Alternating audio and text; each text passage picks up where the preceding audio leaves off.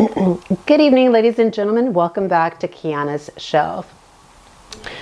Ladies and gentlemen, tonight we are going to be talking about a very sensitive topic that has been on my heart, that has been happening to myself, and that has been happening to my family. And I have pushed back talking about this because to essentially protect the privacy of my family. But the conduct of the United States, the Republic of Ireland, and Northern Ireland is getting out of hand. And because their conduct have not ceased, despite multiple conversations with my family, and despite me posting statements and speaking about this at length, their conduct has not ceased. And because of that, it is incumbent on me to tell you what they have been putting my family through. Specifically, my twin sister. I am a twin. I have a fraternal twin, which essentially means that we don't look alike. And our father was a fraternal twin as well. He did not look like his brother. He was taller than his brother. He was he was shorter than his brother. Like my uncle was very tall and my dad was like shorter than him. And so, ladies and gentlemen, I have other siblings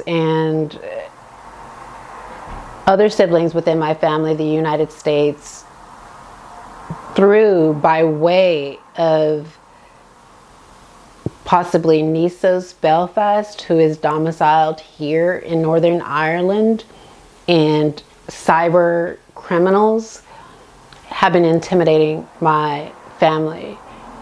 And we're going to be talking about what this is called, because I want you to understand the nature of it.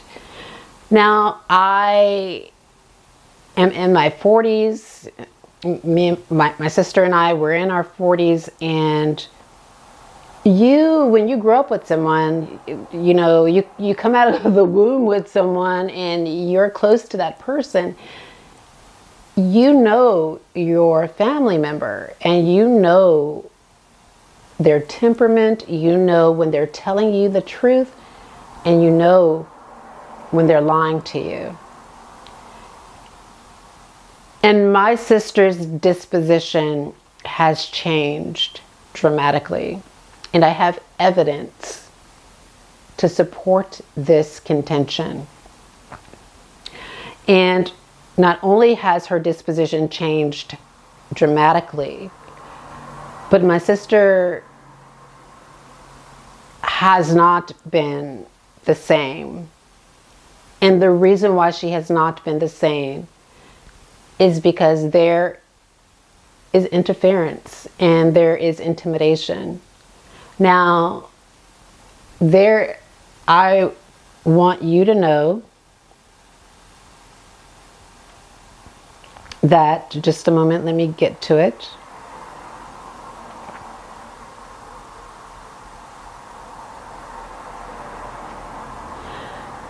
That there is a consul general in Austin, Texas, and his name is Robert Hull. He is Irish. He's the Irish consul general of Ireland in the United States.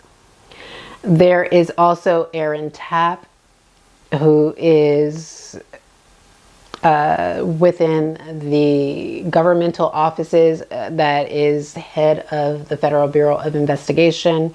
There is also John Rothrock, who is head of the Federal Bureau of Investigation, I think in Dallas or Houston. And then we have also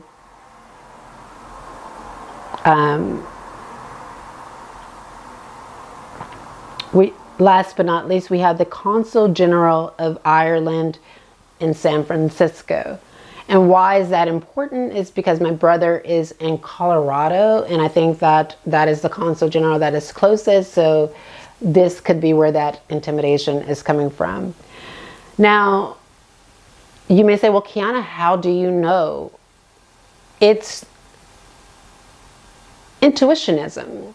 It's the feeling that you get through history of learning your family member, learning, being around your family member, knowing when they tell you the truth, when they don't.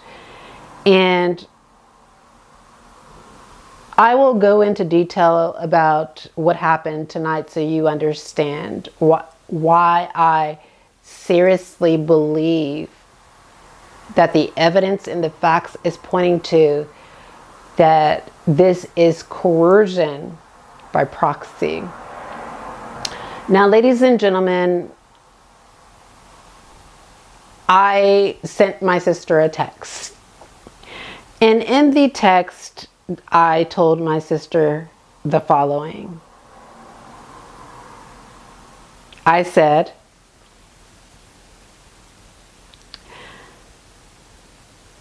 Tanil, I need to have a serious talk with you today.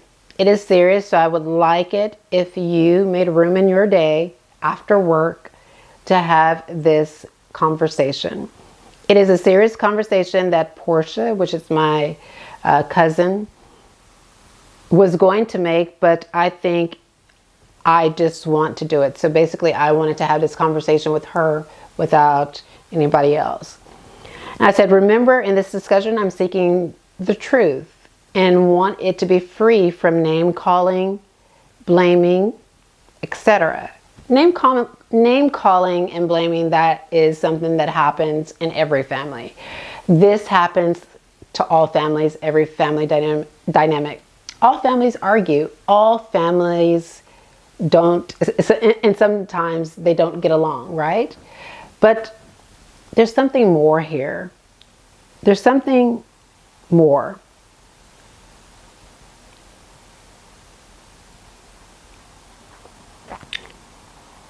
So I said, family conversations between siblings are not ever easy. But you are my blood sister, and I think it's time we got to the truth. And after I said that, ladies and gentlemen, my sister and I, we did have a discussion, and we had a discussion about my mom. My mom is in a nursing facility. It's not where any of us in the family want her to be, but it's just because we, as a family, we don't have the means to take care of her. And there has been a troubling trend at the facility where she is at, where her glasses are coming up missing on the regular. My sister is buying tablets for my mom, and those tablets are coming up missing as well. And in a rebuttal that my sister put up to take my attention away from this is that my mom has dementia. And while I don't argue against the fact that she does have that, the repetitive fact that her glasses are never to be found, and her tablet, and keep in mind, my mom has had multiple tablets in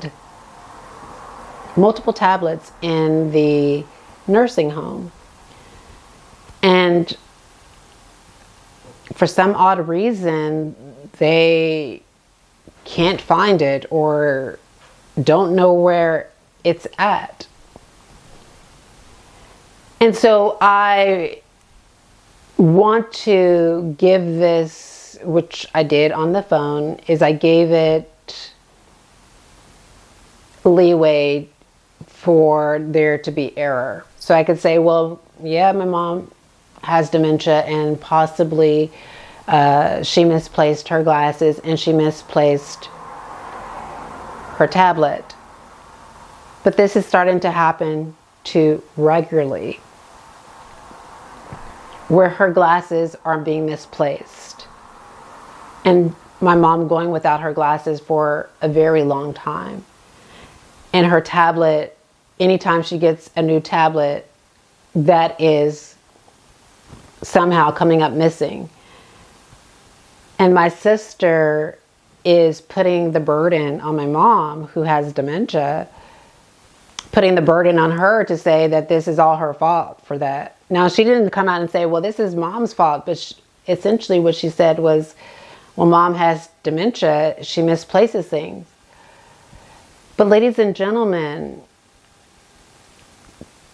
to replace it, to misplace it, and for that new tablet to go missing from a nursing home. Keep in mind, this nursing home is one floor. It has 3 different hallways and a dinner, kind of a cafeteria area for them to eat. So it's only one floor. There's not a reason, I don't think, for her glasses or her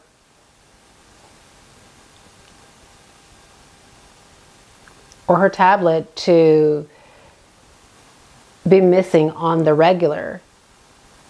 Like, this is happening too frequent. So for example, if it happened once, yeah, we could say, well, my mom lost her glasses and lost her tablet. If it happened twice, then we could say, okay, well, my mom lost her glasses and lost her tablet. But this has happened multiple times with my mom's glasses, multiple pairs of glasses being misplaced, or where my mom can't see, and her tablet where she could see, but she can't see well without her glasses. And then her tablet not being where she can find it. And I think that there's a pattern here. Now, when I brought this to my sister started to call me names. And when you think about this, think about if that was your mom in a nursing facility where she relied on her glasses or a tablet to communicate with her family, or even attempt to try to communicate with her family, and that kept coming up missing. Would the response be with a sibling showing concern for that? Would the response be, I want you to tell me, would the response be that somehow this is not looking at it clearly?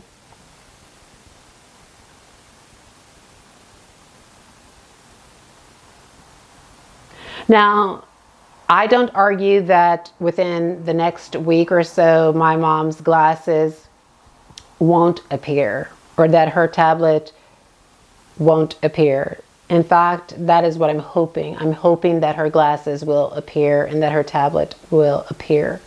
And I'm hoping that this trend, this pattern, is stopped where my mom is going without her glasses. Because an argument that my sister raised was, well, they have all other people that live there with glasses. How do they know that those glasses are hers? This is an argument coming from my sister, ladies and gentlemen. Now tell me if that sounds like an argument that is coming from somebody who is not being coerced. Because we know that even if other people within that nursing home has glasses, their glasses definitely don't look like my mom's. We know that even if other people had tablets in that nursing home, that tablet, my mom's tablet, definitely, the information on it definitely doesn't match the information of somebody else. And so I don't want to speculate about what is happening within the nursing home. I'm giving this some time to open up. I'm giving it some time to play out. But I'm bringing it to your attention because what I do think, ladies and gentlemen, is I do personally believe, and the evidence is strongly pointing to this very fact, that my sister is being threatened and intimidated by a person in a position of power. Now, who would do this to my sister, you might ask?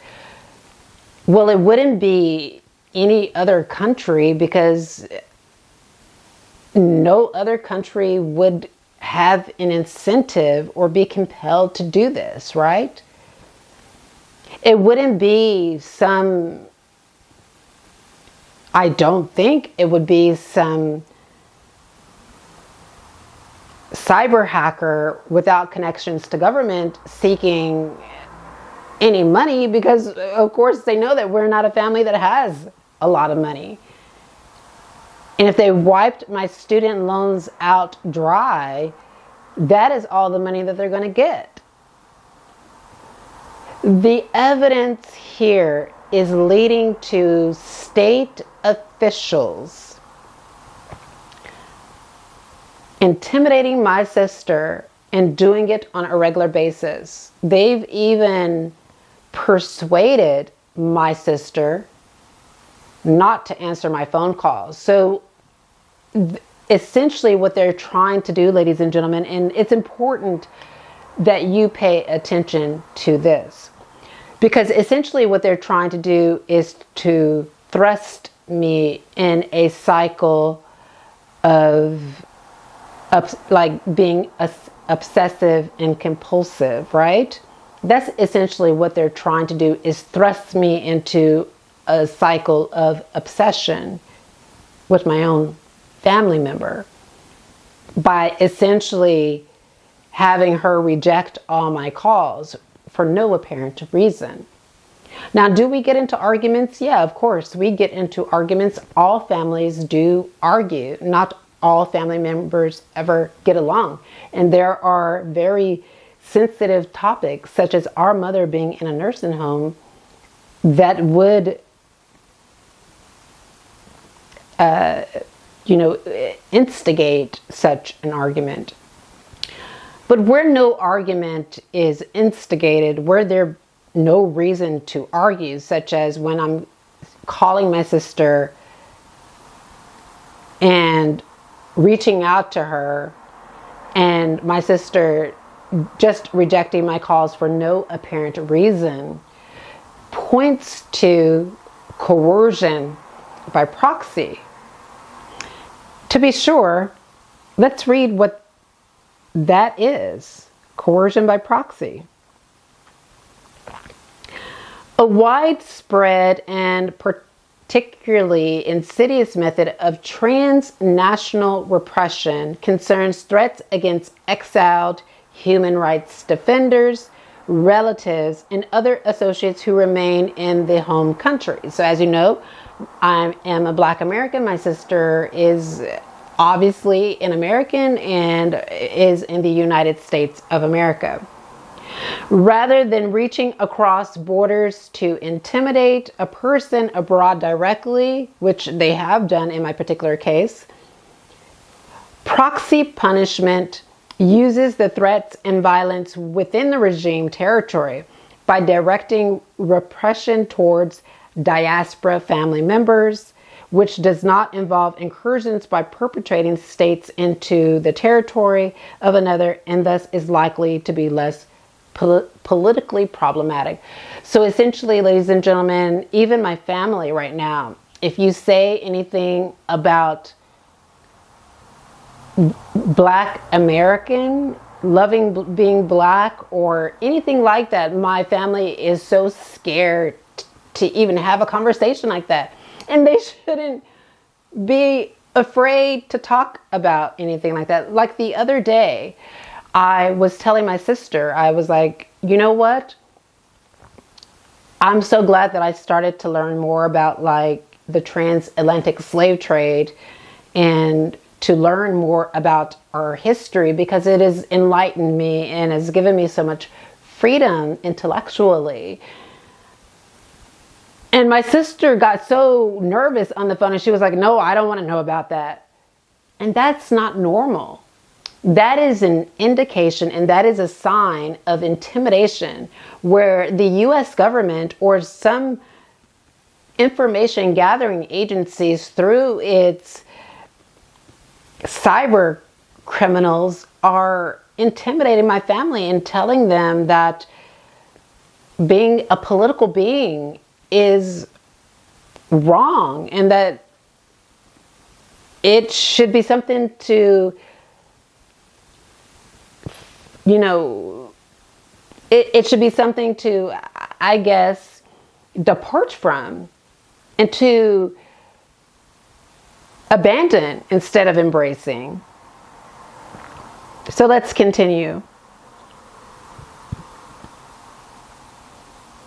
Tactics includes physical harm, arrest, detention, interrogation, verbal threats, and harassment, forced participation in regime propaganda and slander. Let's read that again. Forced participation in regime propaganda and slander, which has happened because the person that can be slandered is the victim that is abroad. These tactics are far easier to deploy than attempting to reach the human rights defender in other countries. Is true, because one of the most consistent lines that have been fed to my family members, especially my sister, is the distance. It's about the distance, or you should come back home, come back, nothing is going to happen, come back. And we know that this is just not true. Now, I have communicated with the US government through the embassy by posting a list of demands on my Substack, and I will link that in the description box below for you to read. The United States has failed to engage with that communication. And because it's failed to engage with that communication, I don't feel safe and I don't feel comfortable returning back to the country. Let's continue. So, coercion by proxy is often used to constrain and retaliate against public activities, such as the work of journalists, as you can see. And in this, it names like multiple people that multiple countries that are doing it. And it further states that host country governments and civil society can also provide support by condemning the incidents and acknowledge and sanction coercion by proxy as a distinct practice of transnational repression. Now, ladies and gentlemen, the reason why Northern Ireland is not condemning this practice that is happening is because it's the United States. The reason why the United States is not condemning this practice, it's because it's the Republic of Ireland. The reason why the Republic of Ireland is not condemning this practice is because it's Northern Ireland. It's these three nations complicit in this coercion by proxy. And the reason why they're not condemning it is because the United States is not a very small country. It's a country that is a bully. It's a country that is threatening and intimidating. Indeed, we've seen the United States invade Venezuela on the pretext that the government was somehow making Americans unsafe, when all the U.S. really had to do was to stop the importation of narcotics into the country. But that is not something that the United States was willing to do. What it wanted really, ladies and gentlemen, was to overthrow the Venezuelan government and to bring Maduro to the U.S. because it did not like Maduro being in charge. That's not to say that Maduro is a good person. That's not to argue that what is happening, the boats coming into the U.S. is a good thing. We know that that is a bad thing. Fentanyl is bad. It harms lives. But the United States could have resolved this problem diplomatically, doing it entirely different, which it chose not to do. It chose to resort to violence, and it chose to resort to war.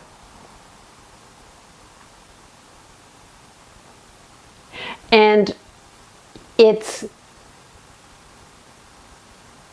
ability to drop missiles and bombs on other nations has made everyone afraid, including me. And I'm not in the United States, but I study the United States' political and international activity,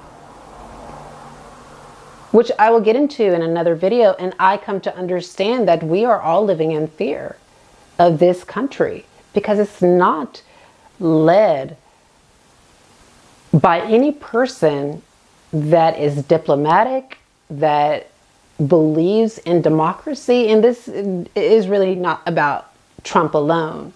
This is how the United States has been for a very long time. It has been embroiled in wars. It has been about rolling back the protection of marginalized groups such as Black Americans. It has always been a perpetrator of political repression of the oppressed. And this secret that is being kept from the world, we have the Republic of Ireland and Northern Ireland and all of the politicians in these two countries to blame for it, because they're complicit and they are involved, and they continue to find reasons to ignore it. And there you have it, ladies and gentlemen. We'll talk to you next time. Bye-bye.